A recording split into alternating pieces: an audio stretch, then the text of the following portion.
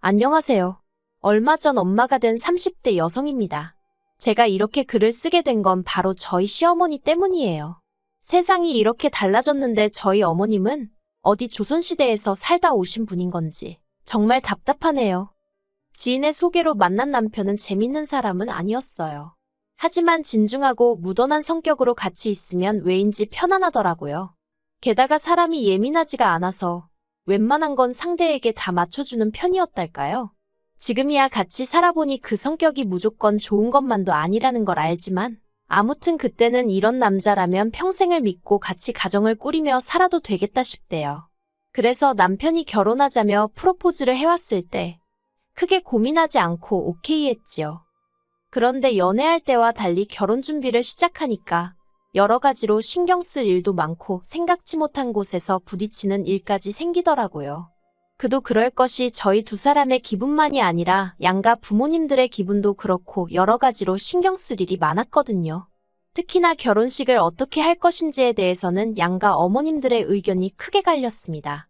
결혼 준비를 하면서 가장 위태위태했던 순간이기도 했어요. 일단 저희 친정부모님의 경우 지난 30년 동안 사업체를 운영해 오셨거든요. 그렇다 보니 초대할 하객도 많았고 그 하객들에게 보여지는 모습도 무시할 수가 없었지요. 게다가 자식은 저 하나뿐이었으니 결혼식에 대한 당신들 나름의 기준도 있었습니다. 저도 저 나름대로 여자로서 결혼식에 대한 로망도 있던 게 사실이고요. 하지만 어머님께선 영 내켜하지 않는 눈치셨어요. 사실 당시 저랑 남편은 결혼 비용을 전부 다 반반 부담하기로 이야기가 된 상황이었거든요. 당연히 양가 부모님도 잘 알고 계신 바였고요.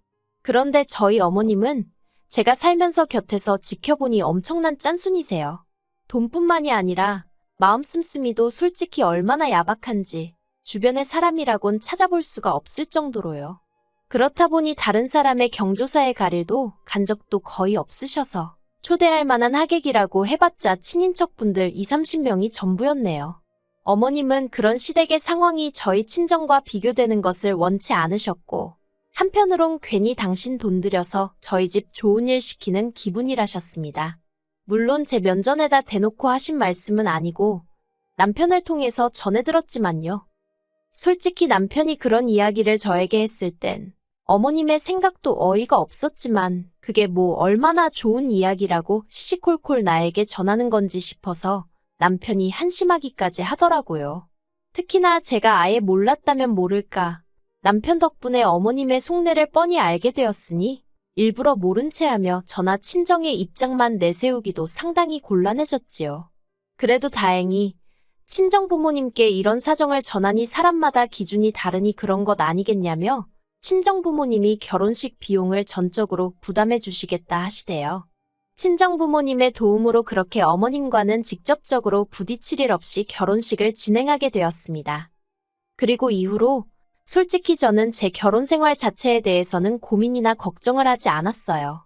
남편은 착실하게 직장 생활을 이어나갔고 저 또한 제 일을 즐기고 있었으니 조만간 아이도 갖고 그러면 완벽한 가정을 꾸릴 수 있겠구나 싶었거든요. 하지만 인생은 계획대로 되는 법이 없다더니 이게 웬걸요. 결혼한 지 3달 만에 남편이 직장을 잃게 될 줄은 상상도 하지 못했어요.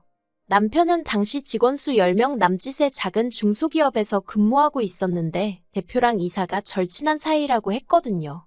그래서 회사 분위기도 좋고 일도 할 만하고 여러 가지로 마음에 든다고 했었지요. 그런데 그런 직장이 알고 보니 두 인간이 짜고선 탈세와 범법행위를 저지르던 곳일 줄 누가 알았겠어요? 남편이 말하길 자기도 그저 말단 직원 중 한 명이었기에 아무것도 몰랐답니다. 솔직히 그 말의 진위를 제가 알 수는 없지만 제가 남편을 믿어줘야지 아니면 누가 남편을 믿어주겠어요? 아무튼 그래서 남편 회사가 하루아침에 문을 닫더라니까요. 비록 제가 맞벌이를 하고 있기는 했지만 갑자기 외벌이가 되고 졸지에 원치 않던 가장의 무게까지 얹혀지니 하루하루가 힘들어지대요. 까놓고 말해서 먹고 사는 문제가 생기고 그런 것은 아니었지만 매일 아침 풀죽은 남편의 모습을 볼 때마다 안쓰럽기도 하고 마음이 착잡하더라고요. 게다가 저희는 원래 신혼은 반년 정도만 즐기고 바로 아이를 가질 생각이었습니다. 남편은 저보다 3살이 많았고 결혼 당시 이미 30대 후반이 되어가고 있었기 때문에 태어날 아기에 대한 걱정이 많았거든요. 그런데 상황이 이렇게 되다 보니 솔직히 아이를 갖는 건 저희에게 사치라고 느껴지대요. 그래서 임신과 출산이라는 문제도 당분간 뒤로 미루게 된 거고요. 그런데 이런 모든 사정을 다 알고 계시면서도 어머님께서는 저희만 봤다 하면 아이는 언제 낳을 거냐며 스트레스를 주셨습니다. 당신 주변 분들은 다 손자 손녀 재롱 보고 사는 재미로 산다면서요. 그리고 그런 철없는 어머님의 불평불만을 듣다 못한 제가 결국 한 번은 어머님 떨어 애는 낳아놓기만 하면 알아서 크는 거냐고 따졌어요. 그러자 어머님이 하시는 말씀이 지먹을 수저는 입에 물고 태어난다는 소리도 못 들어봤냐는데 어이가 없었지요. 무슨 화분에 꽃 키우는 것도 아니고 애를 낳아서 먹고 살게만 해주면 되는 건 아니잖아요. 하지만 어머님하고 제가 말싸움을 할 것도 아니고 그래서 그냥 사정이 나아지면 나을 거라고 말씀드렸습니다. 이후로 2년이란 시간이 흘렀어요. 그 사이에 남편도 새로운 직장을 구했고 저는 친정아버지 밑에서 일을 시작했지요. 다른 무엇보다도 경제적인 면에서 상황이 나아지다 보니 슬슬 아이를 가져볼까 하는 생각도 들더라고요. 솔직히 저도 남편도 적은 나이가 아니었기 때문에 너무 늦은 건 아닐지 어디 가서 말은 못했지만 걱정이 크기도 했어요. 그래서 저희 두 사람 말 그대로 노력을 하기 시작했습니다. 주기에 맞춰서 병원도 찾고 운동도 하고 그랬더니 그토록 원하던 아기 천사가 저희를 찾아와 주대요. 그런데 예정일을 3주나 앞두고 예기치 못한 진통이 찾아왔습니다. 저는 출산 예정일 2달 전부터 친정아버지의 배려로 직장을 나가지 않고 집에서 컴퓨터로 일을 하고 있었거든요. 그래서 진통이 찾아왔을 때도 혼자 집에 있었던 거예요. 처음엔 바보 같게도 금방 가라앉겠지 생각하고 어떻게든 참아보려고 했어요. 내가 뭘 잘못 먹었나 그런 한심한 생각을 하면서 말이에요. 그런데 시간이 갈수록 점점 식은땀이 나면서 이게 보통 일이 아니라는 걸 깨닫고는 바로 119에 전화를 걸었고 그렇게 구급차에 오르게 되었습니다. 구급차에 타서 출산을 하기까지 솔직히 아무런 기억이 안 난다고 말해도 거짓이 아닐 만큼 정신이 하나도 없었어요. 게다가 진통은 점점 더 심해져만 가는데 아이는 나올 기미가 없으니 미치겠더라고요. 이렇게 표현해도 될지 모르겠지만 이러다 죽을지도 모르겠다 싶었다니까요. 결국 유도분만까지 실패하면서 제왕절개로 지금의 아들을 낳게 되었네요. 자연분만이면 어떻고 제왕절개면 어떤가. 아이도 건강하고 저도 무사하니 다행이라며 남편이 무척 좋아했어요. 그리고는 어머님께 제가 직접 전화를 드렸으면 하대요. 기쁜 소식이니 주인공이 직접 전하는 게 뜻깊을 것 같다고요. 그런데 전 솔직히 어머님과 말 한마디 나눌 기력이 없었거든요. 하지만 남편이 아기로 그런 제안을 한 것이 아니니 싫다고 하기도 좀 그렇대요. 그래서 그냥 좋은 게 좋은 거란 생각으로 어머님께 전화를 드렸습니다. 하지만 전화상으로 듣게 된 어머님의 말씀은 실망스럽기 짝이 없었어요. 어머님은 제가 아들을 그러니까 어머님의 친손주를 제왕절개로 낳았다는 사실에 무척 분개하셨거든요. 제왕절개로 아이를 낳으면 애가 멍청하니 약해 빠졌느니 그 말들이 사실이라고 생각지도 않고 사실도 아니지만 그래도 할머니란 분이 이미 태어난 애와 고생한 며느리를 앞에 두고 그런 식으로 표현을 하신다는 게 참으로 어이가 없더라고요. 그래서 듣다 못한 제가 전화를 스피커폰으로 돌렸어요. 옆에서 아무것도 모르고 실실 웃으며 좋다고 저를 쳐다보는 남편도 어머님이 며느리한테 어떤 식으로 말씀하시는지 들어보란 심정이었지요. 그리고 그런 상황을 모르시는 어머님은 계속해서 저에게 폭언을 쏟아내셨습니다. 나이도 많으면서 애까지 제왕절개로 낳았으니 이제 애는 똑똑하기는 글렀다는 둥. 온갖 병을 달고 살면 전부 다 엄마인 제 탓이라는 둥. 그러자 남편이 놀랐는지 눈이 휘둥그레져서는 제 핸드폰을 낚아채듯 가져가선 병실 밖으로 나가더라고요. 그리고 남편이 밖으로 나간 사이 저도 모르게 눈물을 흘렸습니다. 제왕절개고 뭐고 간에 어머님 손자를 낳느라 고생한 며느리한테 어쩜 말 한마디 따뜻하게 안 해주시나 싶어서 야속하기 그지없었으니까요. 평소엔 눈치 없는 남편도 그날은 제 마음을 알아챈 건지 병실로 돌아와서는 미안하다 하대요. 신경 쓸 거 없다고 자기 어머니가 옛날 분이라 잘 모르면서 아무 말이나 하시는 거라면서요. 하지만 그런 남편의 말에도 제 마음이 달래지지 않았던 건 5박 6일에 입원 후 퇴원을 하던 날이었습니다. 계획대로 예약해둔 산후조리원으로 이동을 하려는데 어머님이 올라오셨더라고요. 그런데 어쩐 일인지 화가 나셔도 단단히 나 계셨습니다. 저로서는 영문을 알 수가 없었지요. 당신 손자 낳은 며느리가 입원해 있는 동안 얼굴도 한 번 안 비추시고 괜찮냐 소리 한마디 없으시던 양반이셨으니까요.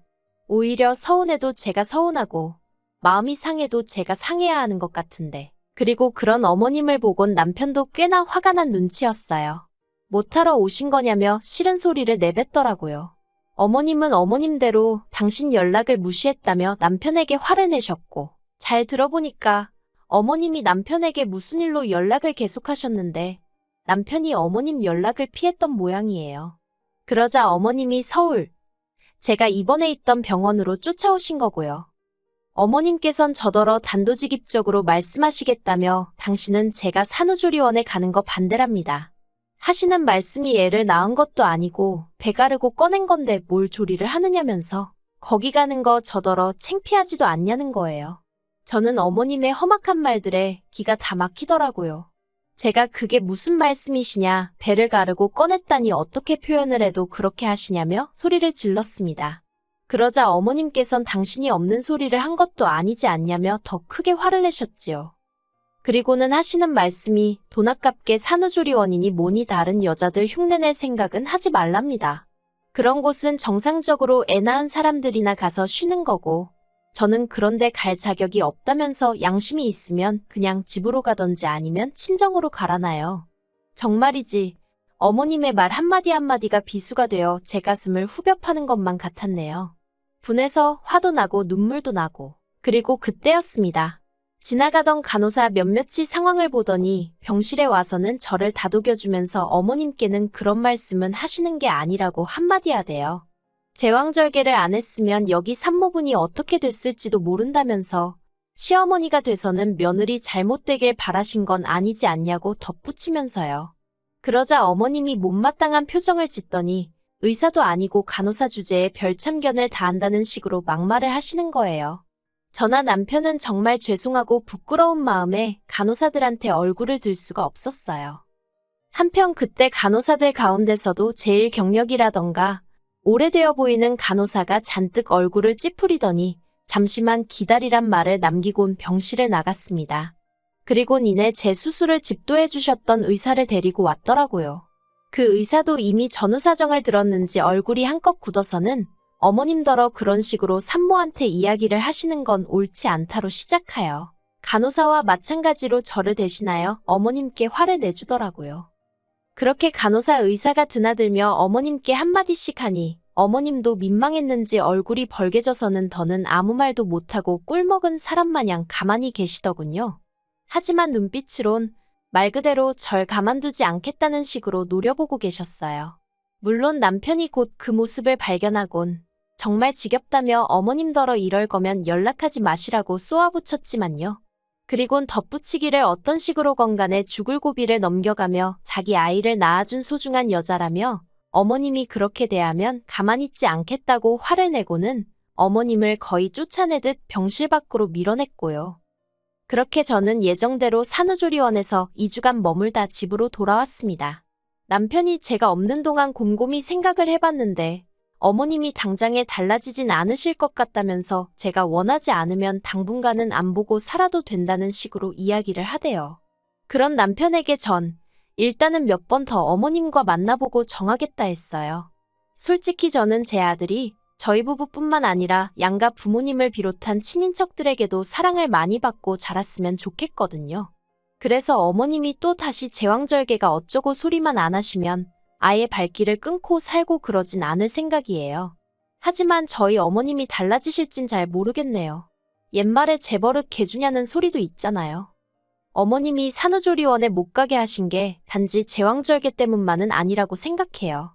오히려 돈이 아까운데 어떻게 말릴 방법은 없고 그러다 이참에 건수 잡았다 싶으셨던 건가 싶기도 하고. 하지만 참 이상하죠. 제가 어머님께 산후조리 비용을 대달라고 했던 것도 아닌데 말이에요. 솔직히 어머님 속을 누가 알겠어요? 당신 아들 돈이라 생각하니 아까우셨던 걸까요? 정말이지 모르겠네요. 아무튼 그래도 병원에서 주변 사람들 도움도 받았고 남편도 어쨌든 제 편이니 더는 고민하지 않으려고요. 당분간은 육아에 전념하며 제 가정을 돌보는데 힘쓸 생각입니다. 살다 보면 뭐 또 어떻게든 흘러가지겠지요.